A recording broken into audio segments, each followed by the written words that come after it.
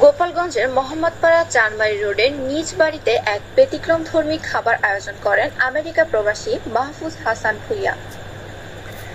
সমাজে ধনী গরিবের ভেদাভেদ দূর করতে তিনি অতীত দিনের মতো ঐতিহ্যবাহী পদ্ধতিতে মাটিতে মাদুর পেতে সবাইকে একসঙ্গে বসে খাবার পরিবেশন করেন।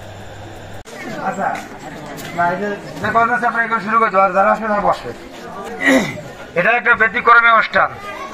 এই অনুষ্ঠানে ধনী গরিব নাই, সবাই আমরা সমান, সবাই আমরা এক কাতারে বসে খাবার খাবো।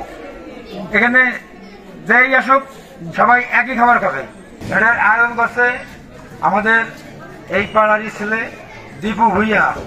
সে আমেরিকা থাকে, আমেরিকা থেকে সে প্রতি বছরই এরকম করে। অত্যন্ত খুশি যে আজকে আপনাদের মাঝে বসে একসাথে খেতে পারতেছি। একটা আয়োজন করা হয়েছে, এই জন্য আয়োজনকারীদের ধন্যবাদ, বিশেষ করে ছবিকে ধন্যবাদ, আগ্রহ নিয়ে কাজটা করছে। অনুষ্ঠানে উপস্থিত ছিলেন তার দুলাভাই ইঞ্জিনিয়ার সালাউদ্দিন আহমেদ, বড় বোন লাকি আহমেদ সহ পরিবারের সদস্য ও আত্মীয় স্বজনরা। খাবার শেষে মাহফুজ হাসান ভূঁইয়া তার প্রয়াত বাবা মায়ের আত্মার মাগফিরাত কামনা করে বিশেষ দোয়ার আয়োজন করেন। মানবিক কর্মকাণ্ডে সবসময় নিভৃতে কাজ করে যাচ্ছেন মাহফুজ হাসান ভূঁইয়া।